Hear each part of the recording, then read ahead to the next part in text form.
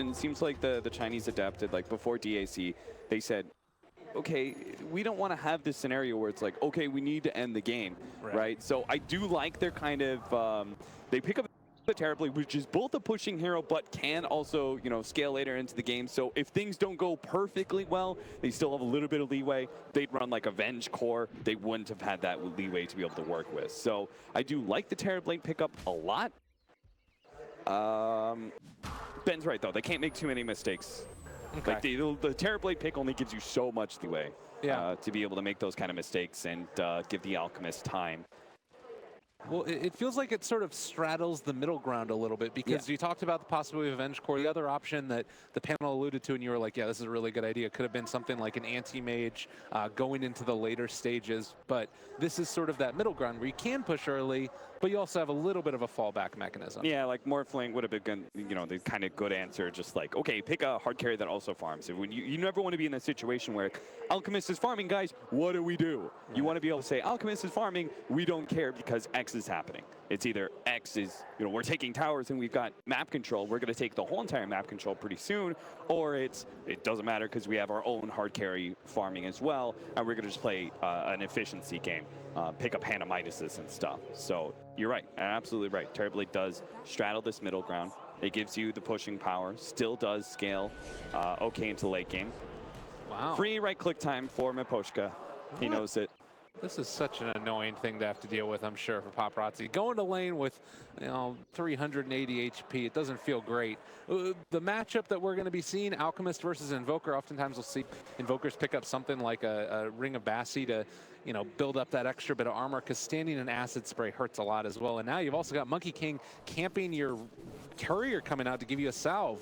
Yeah, if he knows the courier isn't coming, then he can just jump onto Paparazzi again and get some even more damage. This is why he has the, oh man, never mind.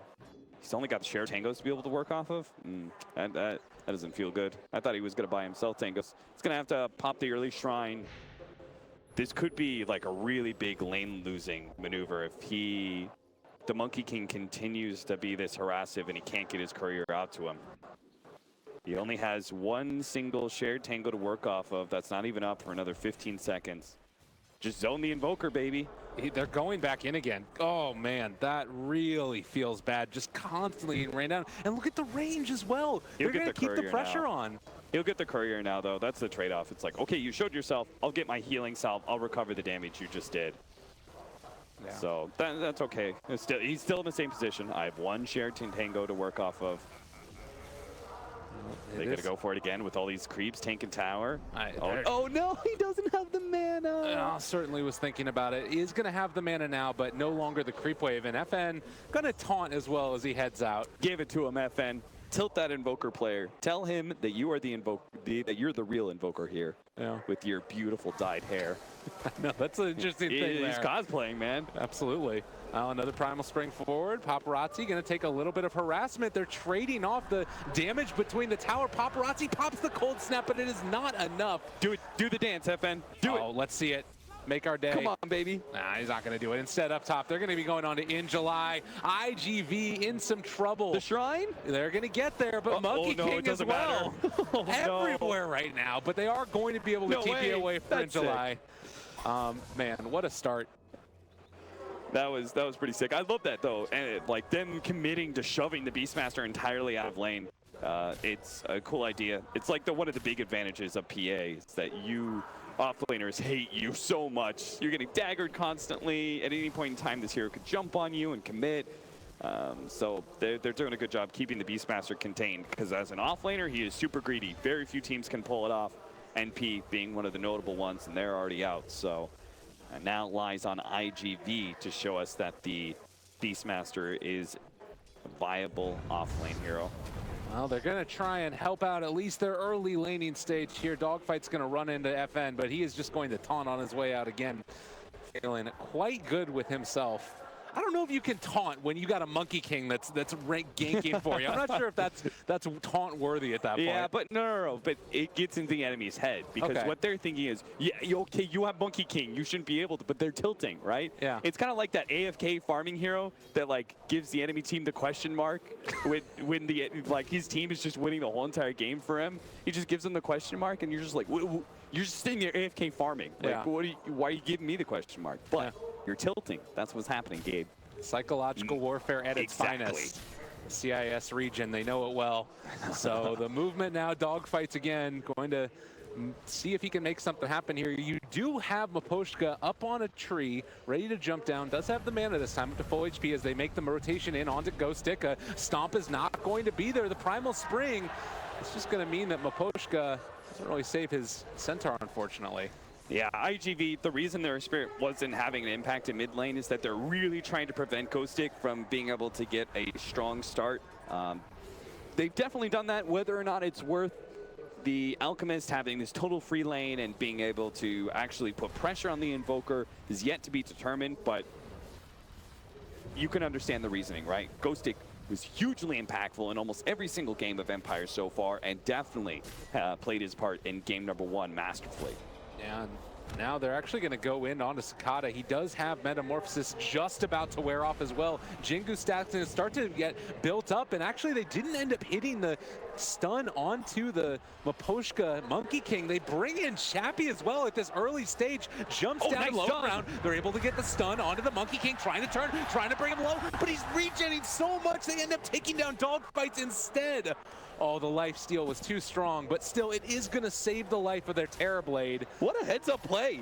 Sakata, like he just makes that play. He's like running away, and he knows the Monkey King jumps onto that tree, so he cuts it down with his Quelling Blade. That's so dope, because if the Monkey King jumps, if he gets off of that tree, then there's no way Terrorblade lives. Not against that Jingu Mastery.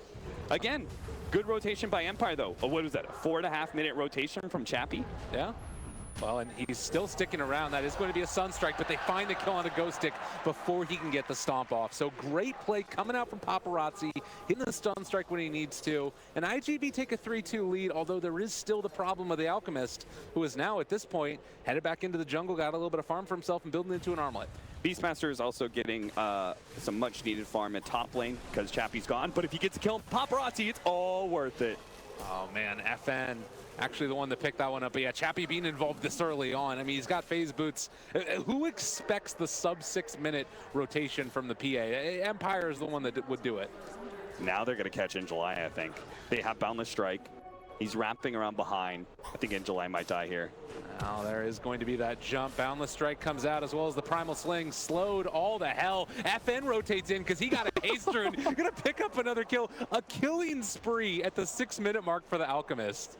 Oh dear, that armlet is gonna come real quickly. Empire are simply just outplaying IGV. They're playing so fast. Dogfights is not able to have the same kind of impact as a 4th position. They're putting so much pressure on the Centaur, and that's great, but they're losing all their other lanes because of it. And thinking about this way that this game is going to go out, you did say that Centaur is a hero that's going to need a lot of farm and needs to be able to build into that Blink Dagger. But in some ways, since you do have Chappie who can get in on top of one of these heroes from IGV, get in their face, it ends up maybe balancing out a little bit? Yeah, it kind of balances out for sure. I would agree. Because you have the Centaur ultimate, so Chappie's initiation is even better. They're going to find Sakata. Oh, God, this is not what they needed in the least bit. King R is here as well. They're going to body block him. No need for glimpse when you can just wrap around and find that type of kill. Notice that about Sakata. I feel like he's got good individual mechanics, and within a team fight, he makes right decisions. But overall, a little bit awkward. Out of position there for that bottom lane. One of the things that we've talked about a lot is Monkey King being able to transition into a core already almost up to that level 6. This is something that's been nerfed a lot. The roaming heroes sometimes struggle to find experience for themselves, but he's been so involved this early on that he has been able to, I mean, with PA leaving early, he is going to die there, but I feel like he's not too mad about that, right? Well, it didn't cost IGV very much, right? It was a rotation from the Earth Spirit and In July using his ultimate, plus the Sunstrike. But you just have to accept that. Like you're gonna lose to some of these Sunstrike kills. Yeah. IGV do have really good setup for it. And now you are kind of in another situation where Empire can play a little bit more fast and loose because they know that that roar is going to be down, at least for a little while. They still have to wait for that next rotation, but in a good spot. Next couple of minutes, how do you see this working out? Any other big rotations that you feel like IGV needs to do? Do you try and use your Metamorphosis cooldown? Use Sakata, yeah. You use your Metamorphosis to bully down towers. Well, King R is going to be the one that they decide to initiate on. Do find that kill, but they will not be able to catch FN, who is still farming and, well, building towards that Radiance. Poshka was being hunted down by the Beastmaster. He had the Hawk, and he was just trying to get the right tree, but looks like they are going to be able to get this mid-tier 1 tower. It is a huge win of the Terrorblade. We saw OG use this hero fantastically. No Tail had some sick Terrorblade games, and the group stage, what he did is he just used this hero to bully down all the outer towers super early, because nobody really wants to fight into this Metamorphosis, especially if you got a team behind it. And it happens so quickly that you don't feel like the enemy team is getting a whole lot out of it. You look at them, what were they really accomplishing? They're jungle farming. It's not like they were threatening an objective of their own. They can't. It's not possible with their heroes. Yeah, that's the tough part about it, certainly, as far as Empire is concerned. And you do have to be wary of, getting into this trap of an Alchemist getting really farmed early and then getting picked off a couple of times, because the armlet doesn't necessarily equate to him staying alive. You've got a ton of pure damage coming out from the Invoker. Terrorblade can tear him apart as well. And, of course, you've got dogfights there for all the control that you could ever want in your life, as well as in July. So, Tier 1 tower already went down in the mid for side of Team Empire. They don't quite catch the Monkey King there. This is going to be a tough Monkey King game from Aposhka. He's got a lot of things to worry about. Vision from the Beastmaster, the Axes for tree clear, the Earth Spirit for tree clear. Has to worry about when his ultimate, when that becomes a factor, not getting swapped out of it. Oh, but they want to party right now. Going to jump forward. Maybe going to be able to get level 6 at the first kill, as Sakata is going to drop, and it does look like he would not quite have Sunder. Monkey King does have level 6 now, so they could go again if they wanted to, but nobody from IGV showing. Yeah, opted not to level it. You see a lot of Terrorblades do that, not picking up the Sunder, because they feel like if they're going to be ganked, they're just going to be bursted down anyway, and they won't have an opportunity. And he's right. He wouldn't have. Nothing would have changed even if he did Sunder early before the Centaur stun. It wouldn't have changed. He still dies. So good rotation by Team Empire. Gotta catch that Terrorblade when his even better. Maybe Metamorphosis is up, but you can still catch him. Maybe force that meta to be used more defensively and still kill him. Swap into Roar, they're looking for it. Do manage to queue that up perfectly together, and the Sunstrike's going to get the kill. Exactly what they needed. They're going to catch, though.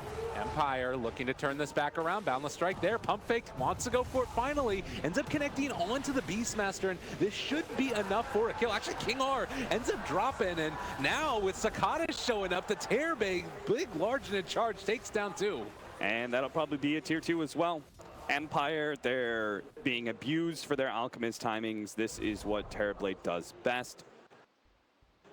See, the problem is they're gonna be able to rival like the Alchemist's net worth. They're gonna take control of the map, and then all you have is this Alchemist who's like just carrying this big bundle of gold, but isn't really able to do much. Like the Alchemist takes so much farm on the map.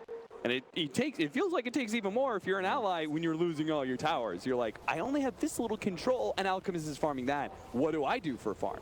Right. And your supports get really under-leveled and under-farmed. Disruptor as well as Monkey King are not heroes that can abide by those kind of rules. Centaur, I don't even know if Centaur is even close to his Blink Dagger. Oh, he is. So 1800, maybe they can start changing things.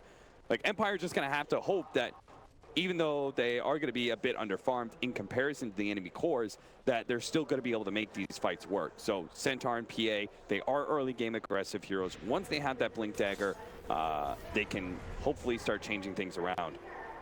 Well, we'll have to watch out for that. And then as you can see as well, you've got the DD Rune, you're getting closer and closer to the Radiant. This is maybe going to alleviate some of the concerns as well about, being able to farm very quickly the enemy jungle and then backing out again. They do have pretty deep wards, Empire, into the Radiant jungle right now. You can see there as well a couple of them that might give them some vision of where there's a free place to farm. But nonetheless, it's definitely IG.V that are keeping up the pressure. They haven't been able to take down the tier 2 tower, interestingly, in the top lane, though. Yeah, they actually didn't. Not sure, maybe it was just a combination of glyph and stuff, but tempted swap Earth Spirits and Sunstrike play on Chappie again. They know this hero's like super susceptible to support ganks, particularly with the Sunstrike available, and PA does not farm well. Very dependent on getting kills. I don't think they should be having Chappie from top, though he is playing defensively enough doing so that he's staying ahead of this game. Yeah. I would almost rather have Alchemist showing there and PA. I don't know, they kind of have to farm, I guess. They can't always play aggressive with these 4 heroes. Yeah, that's the tough part. You mentioned it, is like Alchemist taking up so much space, and so you have to kind of trade off between the two of them, put 1 foot forward. It's still 10,000 net worth Alchemist. Granted, should be about that far ahead of where the Terrorblade is, but it's feeling like IG.V, they've taken a step back from that early movement that garnered them a little bit of momentum, and now they're kind of in this awkward spot where they're sort of going to be forced into a move, but Empire is sort of prepared for it.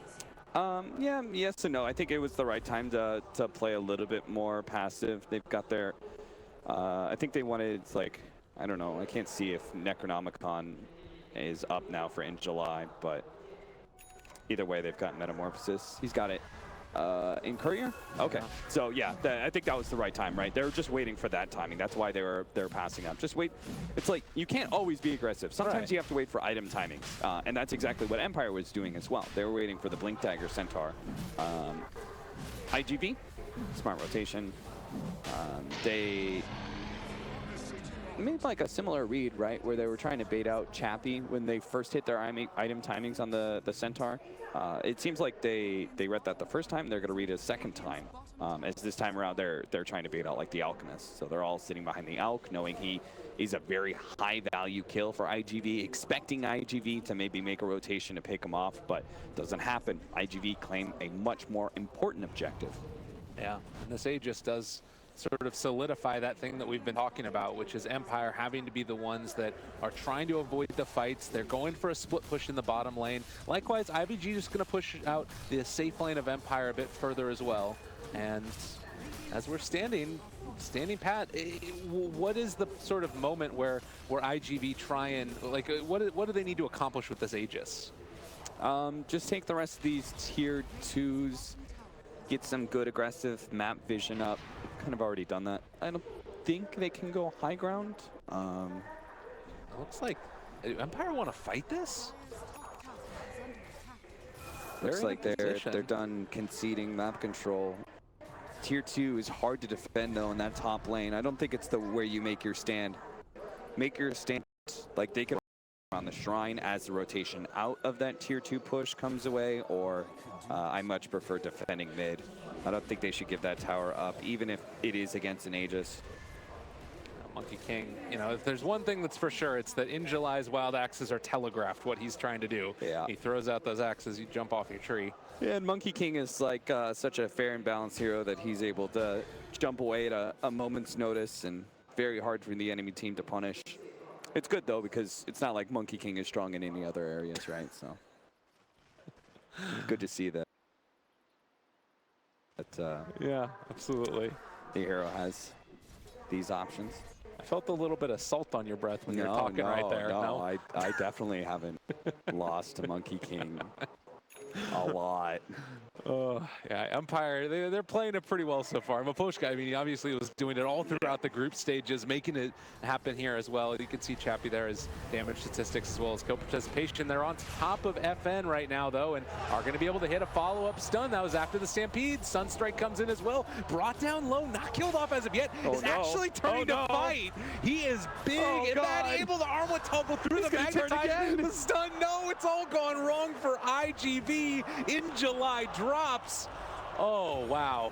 What happened in mid though? They traded some kills. Cicada he got 1 kill on that Monkey King, but he died for it, so that was definitely not. So they just lost 2 fights. They lost 2 fights simultaneously. The radiance right there, the timing, the armlet toggles, everything working out for FN into his favor, and he's really proving to be one of the star players of this tournament in a lot of ways for me. He's done some serious work, man. That was, oh no, oh God, they're gonna lose. They just got team wiped. If they lose Paparazzi here. Dust sentry, he does have 1 sentry waiting to place it there. That's all you have? Is he gonna get him? No, he's solo, and it does look like indeed. Boundless strike, boundless strike. Oh, he doesn't have it. For 8 seconds. Random stomp. Oh my God. No, Ghost Stick. They knew they were close. All right, if Miposhka can hit this blind, 2 seconds away. No way. Seems unlikely. Way too many options. Boy, that was a butt clencher. Jesus. Yeah, I'm sure for Paparazzi as well.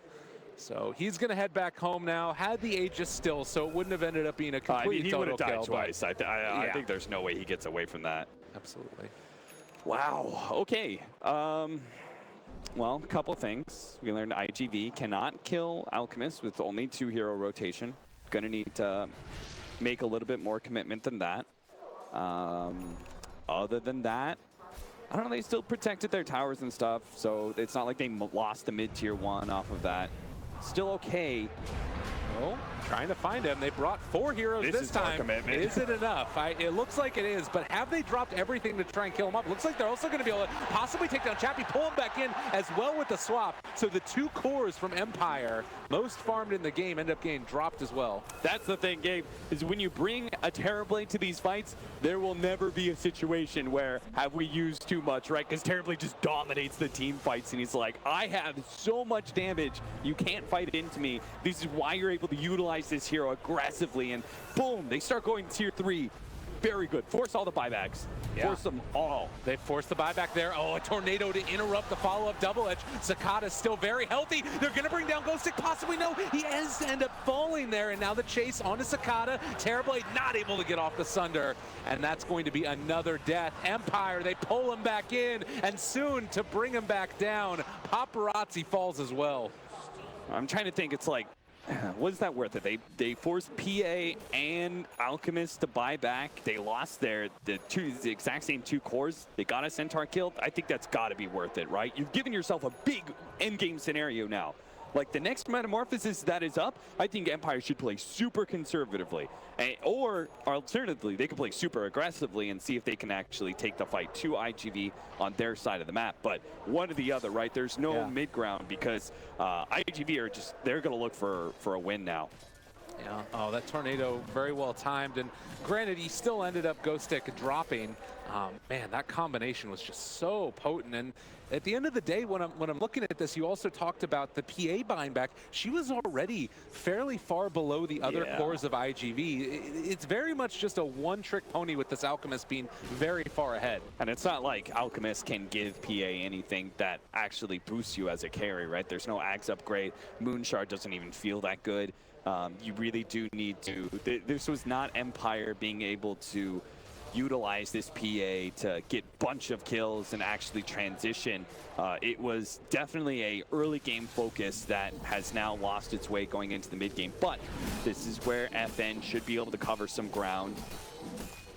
They do need some successful team fights, though. This is really the quick way that PA can come back, just because this hero can't farm very well. Can't like wave clear or anything like that. Oh, this is a big moment. Gets the arcane rune stolen away. Sakata takes that one. Metamorphosis cooldown would have been very low. They swap back in. Ghost Stick gonna control for the moment and bring him down. 30 seconds. IGV have used Metamorphosis. They're gonna go high ground here. Did Sakata actually get that arcane rune too? I think he did, yeah. That's the little bit of glow on him. Maybe. Yeah, so that means that this is going to be a lowered cooldown on Metamorphosis as well. So take advantage of this one and don't necessarily lose out on not having it for the next round of fights. Yeah, I was trying to, I don't think the Centaur's death timer was quite enough for them to go high ground. So just play it back. Yeah. Wait for that next Roshan, possibly, see what's available there. There is a DD rune as well that can be taken up by IGV if they want to. You just need to grab it. I don't think there's any heroes that are going to utilize it right now. Right. With Terrorblade meta down, they just want to sit back and farm. He's working towards a Scotty. Do we have Necrobook 3 on Beastmaster? Like He's got Necrobook 3. We're going to work towards a Blink Dagger now. But the big movement in as well. Looks like Empire wanted that Terrorblade so badly. I'm sure if they would actually be able to burst him down. Because you BKB Sunders, right? Then you're operating around Shrine as well. That's a tough one. Yeah, big windows coming up. BKB for Paparazzi is another upgrade. They're gonna have this big time window. Empire gotta split push the hell out of this. Time for Alchemist. I mean, they gave him all the money. I mean, he has the items. You don't have the Manta style yet. Oh, there it is. What am I talking about? Yeah, he's got the Manta style, got the Octarine Core, has the Radiance, Armlet as well. And they're actually going to be going for a little bit of an aggressive play. Mid lane was not fully pushed out. They do have an illusion there that's going to be doing it, but top lane is completely pushed in. So this might be telegraphed a little bit, although Cicada, he gets jumped upon, pops the BKB, didn't even get stunned. And yeah, let's get out of here. Time to run away. Okay, BKB use. You just bought yourself another 60 seconds. You maybe even bought a potential, like, if they stick around, they could go back in if IGV. It doesn't look like they're going to make any positioning errors. They're not going to get sloppy here. Roche looks to be a relatively short timer as well. So that is going to mean that there's a chance Empire could steal that since it is up. It's a little bit tough because IGV are going to know about it with the Hawk there. Yeah, they've got some pretty good contesting heroes. Invoker's one of the best. Well, trying to think what the maneuver is. Maybe Empire go, I don't know if they have another smoke, but maybe they smoke wrap around behind IGV because the IGV is going to do this pretty quickly, and they also have really good defending. Well, looks like Empire realized it. They do send in an illusion, then back out afterwards. No reveal as of yet for that Invoker, although he might have spotted out that the Monkey King was hopping through the area. Yeah, he's got to go for a real quick push at top lane. I like this. Keep the pressure up on the lanes. When a hero has to defend this, they're slightly out of position for Roshan. You never know like what kind of opportunity that's going to present, right? But you just kind of try and make those plays. So IGV still trying to hold the line for a little bit. It definitely feels, though, as if it's Empire that are the ones dictating the flow of this game, where IGV basically just have to run away from them whenever there's these moments where they somewhat clash together. Do you think now that there's a way that IGV can try and take back some agency in this game? Yeah, absolutely. It's around I think the Blink Dagger is really big for the Beastmaster, and get that, you'll have a harder initiation to rely on. The BKB for Paparazzi gives him a lot more leverage in team fights. He can play a lot more aggressive, knowing that he has this BKB to be able to fall back on against the Static Storm. And then, well, there's nothing really to say about the Terrorblade. He's just always kind of get bigger. His like important item was kind of like the BKB for mid game. It's not like Scotty is coming up anytime soon, nor is it going to be a huge swing. It's just going to be a nice big stat upgrade that will just allow him to do more. I'm trying to think how Empire played this out, because I'm still not fully set on. Well, that was awkward. Yeah, Stomp still gets the DD rune, so it feels like Ghost Stick has gone for a couple of those plays where he jumps in and tries to, you know, get the runes stolen away from him, but nonetheless, no real pressure towards Roshan either. It feels as if both are in an impasse, both teams. Yeah, BKB for Paparazzi, BKB for Chappie. They're both really important items, because I don't know if Chappie could stick on a hero without that. All right, well, Sunstrike a little bit off the mark. Monkey King still going to die in spite of that. They take down the tree. And now that paves the way for Roshan. DD there for Terrorblade. Do we see Empire contest? Oh, he's got to buy back, and they aren't going to contest. All right. Well, there's going to be a stampede. They pull back in. Sakata pops his BKB. Stunned up back by Roach. Oh, no. He does still get off his BKB as well, though, and able to catch on to Paparazzi. The BKB set to pop all around the way, but FN trying to run out of here. They have the Monkey King ultimate as well. Sunstrike off the mark. They have to run through the MK ulti, but he's already going to be dropped down. Now they're going to be able to turn on to FN. Does manage to get his ulti up, but it's not nearly enough. They take him down as well. So 2 big kills go in the way of IGV. FN, I think he kind of freaked out there. He just barreled into the enemy so hard. I think the moment he saw the BKB used by the Terrorblade, called that a win, back off with your own BKB and say, okay, Metamorphosis has been used. We can kind of reset this team fight now. And if we can actually stall IGV from taking that Roshan with the meta on active, then we can get super aggressive when it's down. Right. And maybe they are able to take Roshan. But FN pushed so far forward that none of his team could really follow, right? Yeah. Chappie, he had no impact in that team fight, but I'm not sure if that's really his fault. Well, the other thing that obviously sucked was getting bashed mid-Roche, because at that point he felt like he was maybe so far committed that, you know, it's just a whole rigmarole of things going wrong at that point. Yeah, it certainly was. Invoker down here going to push out the lanes. Now that you have this Aegis a second time through for IGV, is this the time where you start thinking about trying to pressure for high ground? Yes, but I'm looking at this. The PA has not managed to really catch up to the other 3 cores in this game. I do think this hero is going to start dropping off pretty hard. So while IGV, I think they should take this window, push it for as much as you can. It is not the we must take a lane of rack scenario. Okay. Right? It is just an opportunity that has presented itself. Go for the high ground push. If you can't actually succeed to take a lane of racks or even just take the tier 3 and open up shrines, don't freak out. You know, everything's good. Alchemist is like, he's hit like one of his big peaks. Nothing's really going to change too much. If you were afraid of the Radiant 6-slotted Alchemist, well, it's already here. Right. Well, and I mean, that's the thing is, what else you got? We got the Alchemist. All right, we're fine with that. Don't even need to push Metamorphosis. You've got the Beastmaster aura there, increasing attack speed, all of these, you know, summoned units and illusions as the tower is just going to evaporate. And Jesus, they gotta get a jump Alacrity, they pull it back in, able to pop the BKB before the Hoof Stomp comes out. They're stunning for the moment that Alchemist. His BKB is going to end up blocking the secondary stun that came from himself. Meanwhile, Chappie jumps forward, they glimpse back in the Terrorblade. He is going to drop, wasn't able to get off any type of sunder there, as now they chase down Super, gonna try and pull him back in as well. So suddenly, IGV gonna lose 2, maybe gonna lose more. As long as they don't lose Paparazzi here on Paparazzi, and actually turns it around. Get out of here, Chappie. Great play from Paparazzi as he stands tall. What happened? Did Chappie use his BKB in that last team fight? He must have had to. I'm not sure. When he went on Terrorblade, maybe? Yeah, I'm not sure like the pressure he felt, but he pushes out there and Paparazzi sees a clean kill opportunity. That was really big. IGV, I think they're pretty happy with that team fight. Like, they got the tier 3 tower, the shrines are unlocked. Again, you don't, like, there isn't this big timer where it's like, oh god, the Alchemist, oh god, the Alchemist. Yeah. It's not there because you picked somewhat of a scaling lineup. And there's that BKB. Yeah. So wanted to make the most of it at that instance, but just not quite fully appreciating the amount of damage that Invoker combination can go for. This is usually what they Yule Scepter set up into, and, well, he just took it to the face. Oh, so much.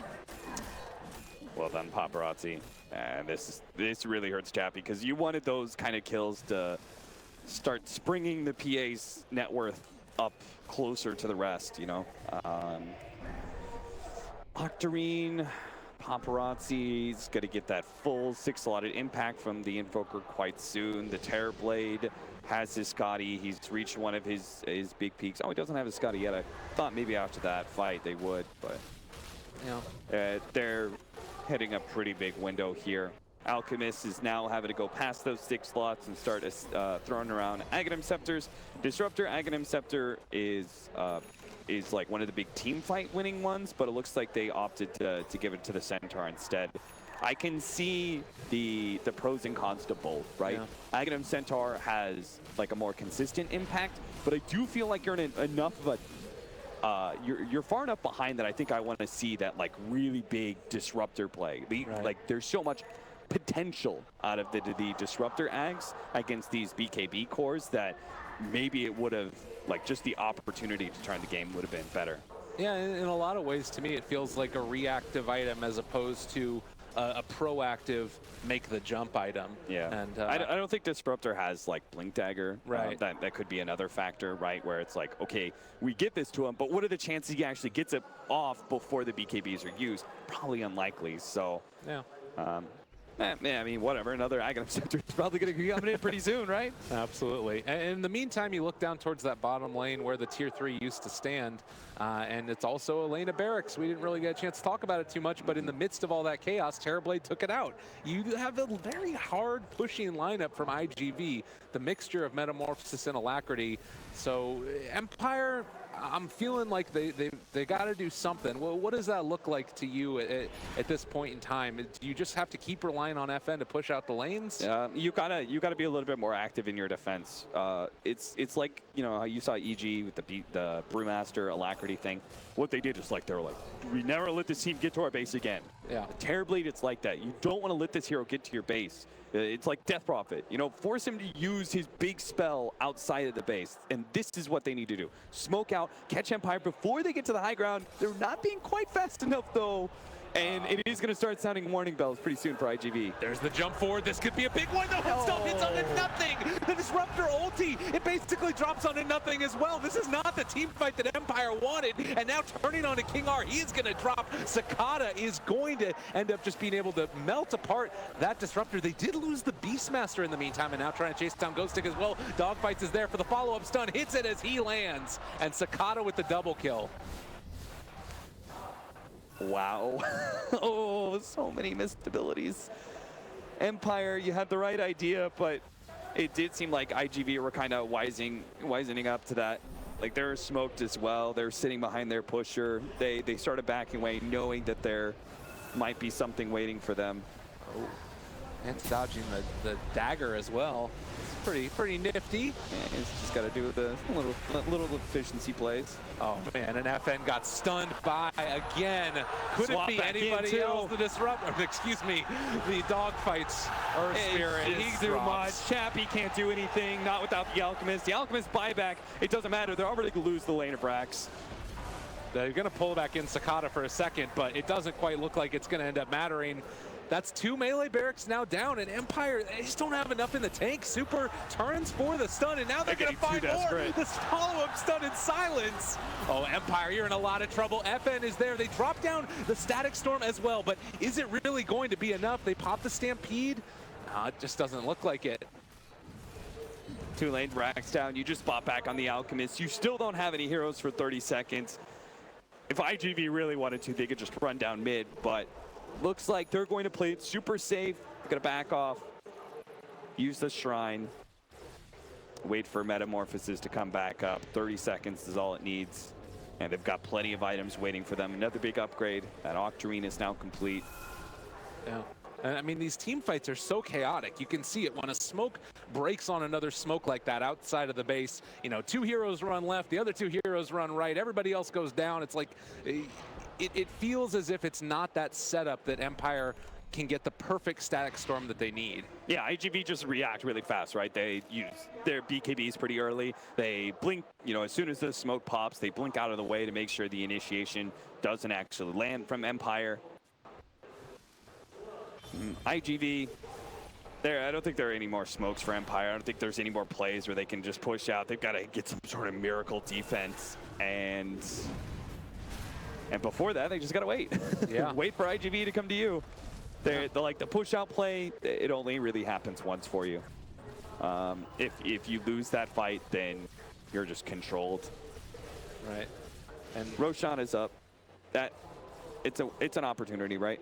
Yeah, and I mean, Ghostic, he's building towards this BKB, which could help solve some of the problems, but it's also just a little bit of a lack of vision, I would say, too. The Beastmaster helping to make that work for them. As soon as the smoke broke, they had good eyes on all of the team fight from IGV as a tornado lift up. They've connected onto this Centaur, he's still slowed for the moment by the Ghost Walk. The stun not quite going to be there. They drop the roar now. Stampede came out, but was not nearly enough. Even with the mitigation and damage, they still just tore through that Centaur. IGV found their opening. Took a pick off, knows he does not have buyback, or probably doesn't. He could have the gold, but he doesn't. And IGV, they're storming the high ground. FN, they're trying to bring down Sakati. Pops his BKB, Sunders to turn it back around. FN, he is still going to be able to run out of there. They've got the Shrine to try and keep these heroes alive. Chappie gonna turn and just jump back to the tier 4s, but this is melee barracks going down. This is range barracks going down. Centaur is still gone for almost 20 seconds. Well, Chappie jumps forward, is just gonna be eviscerated again, and good game comes out. IG.V tie it up 1-1. Great job by IGV. I think the draft was huge for them.